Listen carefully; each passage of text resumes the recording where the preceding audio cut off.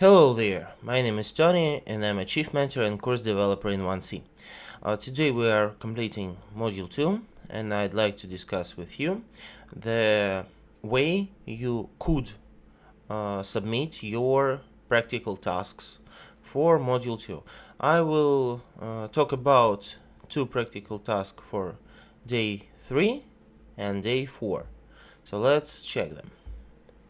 Practice task for day number 3.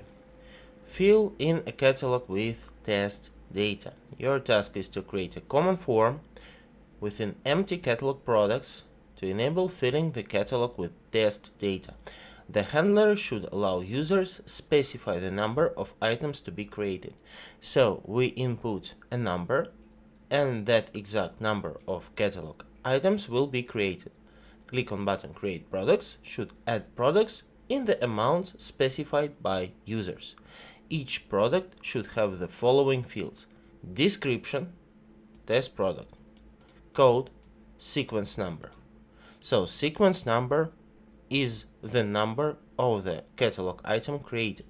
Default discount string, no discount origin, domestic, quality, standard. So to deal with this task, we first of all should check this chapter in our course, creating catalog items. Right here, below, yeah, here it is. We have the example of creating one single catalog item for catalog stuff, as you can see, and filling it with data. So we use create item method to create a new catalog item for catalog stuff. In our example, of course, we will create it with catalog products. Then we fill it with data. Instead of this object description, because in that case we took it from fields of our form, we will talk about strings or numbers, etc. You will see how it is done. Then at the end we just use new stuff right. Okay, and notice that this is a server procedure because we can make changes to the info base objects only using server. So we use client to call this server procedure. This is how we create one catalog item, but how we create, for example, 10 catalog items. Let's go to our 1C enterprise and look at it more precisely. Well, first of all, we need our catalog products. There is nothing more than catalog products and its basic attributes described in the task. So for example, default discount string, origin string, and quality string. And as far as you remember, we need to make it in common form. So this is our common form. What have we done here? First of all, this is a complete task of creating products and deleting products, but we will speak only about creating products, okay? In the form we see two buttons, create and delete. Also, we have commands, create and delete. These commands are connected to these buttons, as you can see. See? Command name, create products. And these commands are connected to actions. Actions are in the module. They are here. So we also added to the attributes the attribute of our products, catalog products. So here we can add a new attribute, yeah,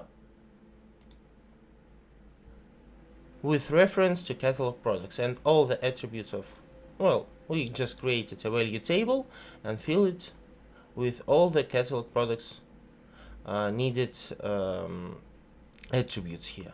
You can do it manually, you can do it somewhere else, doesn't matter. This is for example. Actually, for the form, we need only these three things. Number of items. We input the number of created items here, the button, and the delete products. Only these three elements. Number of items, this button to create products, this button to delete products for the next task. Okay, so let's check the code. Okay, so we move to the client procedure, create products. What do we see here? Well, how to create multiple products? We use the loop. So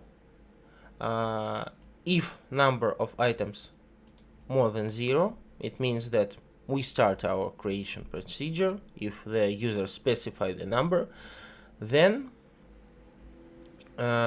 we are starting creating the products.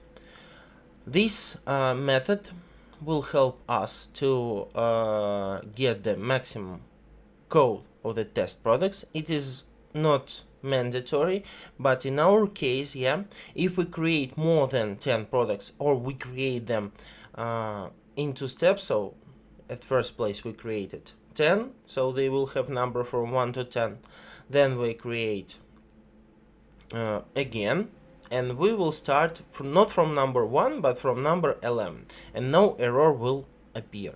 This line of code is not mandatory, so we skip it. Now we go to the loop itself, and here is one interesting thing. As you can see, for this is iterator to number items, we are starting to creating structures. Yeah, this is the other way of filling up the catalog item, and I will show you. So first of all, we fill this structure with pairs, key and value. The key will be the name of the attribute. Yeah, so for example, you see all our mandatory attributes: description, code, default discount, origin, and quality. Yeah, because as far as you remember, in catalog products we have description and code as basic, as predefined attributes that cannot be created again. They already exist in the system. So as description we fill it like this. As code we input the number of the iteration, yeah, and default discount, this just string line, for origin this string line, and for quality this string line. Then we call the create products procedure. Here it is. In this create products procedure, as you can see at server, we actually create the product, new product item, catalog products, create item. So this is our new item. Then we use this method, fill property values. We go to the where it is. We go to syntax assistant to see that actually this method will help us to fill the, where is it? Yes, this method copies the values from the source, so from our structure, to the target properties. Okay, so this method, this is a predefined method, will copy all the values from this structure we created and passed to this method, to this procedure. So yeah, we will just copy everything from this structure, yeah, from this structure to this new catalog item, and then we just create a new product item with the method write. Okay, this is how it's done. So it's a little bit more complicated than you see it here. For example, you could use the same piece of code, but it is more professional and more complicated. Let's see how it works.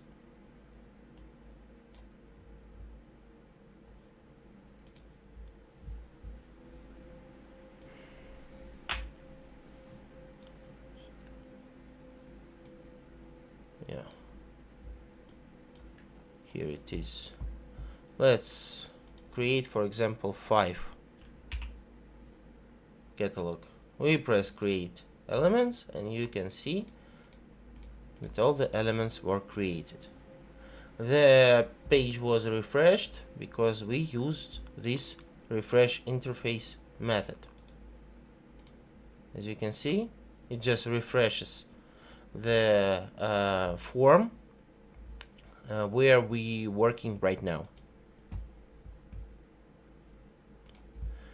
Yeah, and to prove that the delete products method works too, we just press it, and no more products, and the interface was refreshed.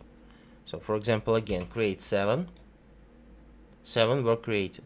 If we press it again, as you can see, no error appears, but the number of created products continues because of that method. So this was something like a professional method to complete this task. As you can see, nothing is very complicated. So first of all, again, we use this method, create item, then we fill it with data, because the methods are the data is in the string data type or as the number data type. We do not need to use this object description because in this example we take it from form. We can take it like this, like just a string, okay? And then we use a loop. And in the end, don't forget about the method right. Try it yourself. You can do it the easy way or more professional way. Doesn't matter. The main thing that after you press the create button, the new test products appear. So the next task I want to discuss with you is from day number 4. Here it is.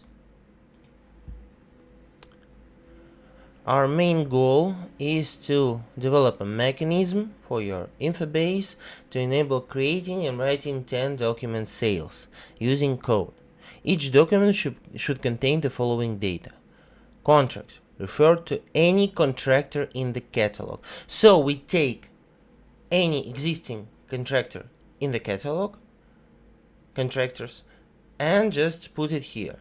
Data, current date, total of all amounts in the table section. Also add one line to the table section products and fill it with the following data. Product type, refer to any product in the catalog. So we should take any product we created already and put it into the sales document. Quantity, price, and amount. Okay, you can use common modules and common forms. Okay. Let's see the easiest way to do this task. But first of all, I will show you the necessary chapters in the course. We need updating catalog items from day 3, and I will show you why.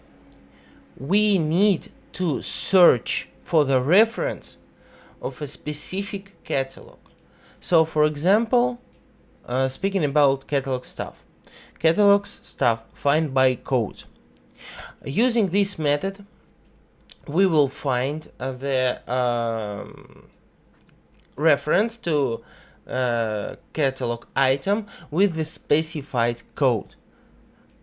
We can use different methods, find by description, etc, find by attribute.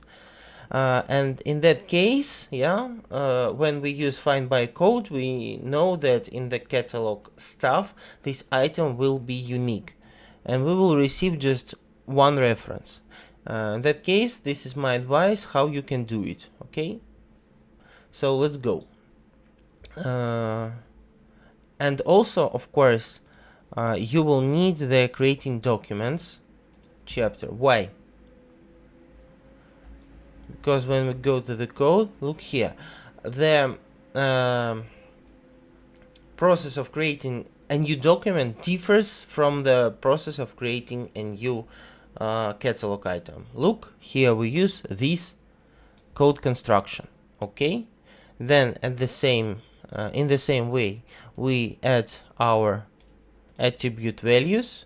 For tabular section, we use the loop, okay?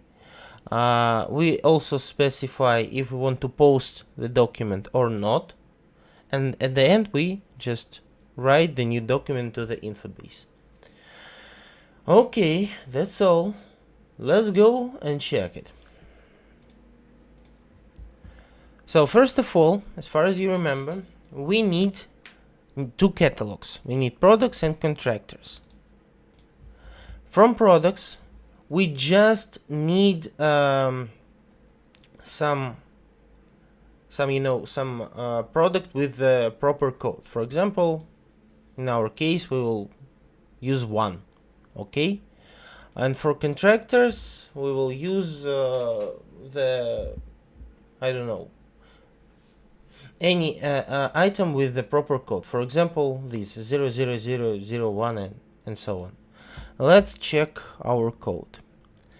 As always, we work here in the common forms. So in the common form, we need only one button: create test documents. So create test documents. This is the command. We again use the loop, and we use the manually created procedure that will help to create our documents. So we go to this server procedure. Here it is. We just watched. Let's prepare our contractor. So using this line, we are trying to search for the contractor. Catalogs contractors, find by code. As far as you remember, it is my shop. Cool.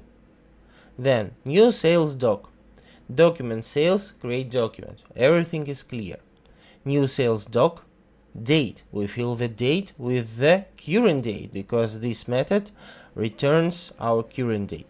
Then we fill up the contractor. Contractor, here it is. Okay. Then product line. In our document sales, we have a tabular section products. So we create a new product line here. When the product line is created, we are starting to fill in it. Because in the task, it is not mandatory what data are we putting there. We just put quantity, price, and amount. Quantity, price, and amount. Like just like numbers, as you can see. So catalog. Now we fill the product type of this tabular section. We use the same method, find by code, but in this time, let's check products. We will use just code 1 for test product. Doesn't matter. Code 1.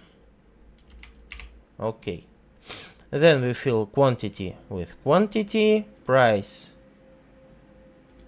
with price, and amount with amount. And in the end, we just write our new document. And after all this, we refresh the page to see the changes. Let's launch it.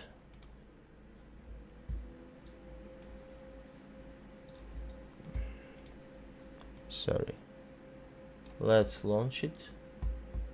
Create test documents. Let's go. Let's launch it and see. So here they are. They were created. This is the common form, and we go to sales, and in the sales we see the same picture. You can see test product is added, total is added, price, amount, quantity, everything is added. That's good. Contractor is my shop. Perfect. Everything works just fine. Okay. That is one of the examples how you could deal with this task.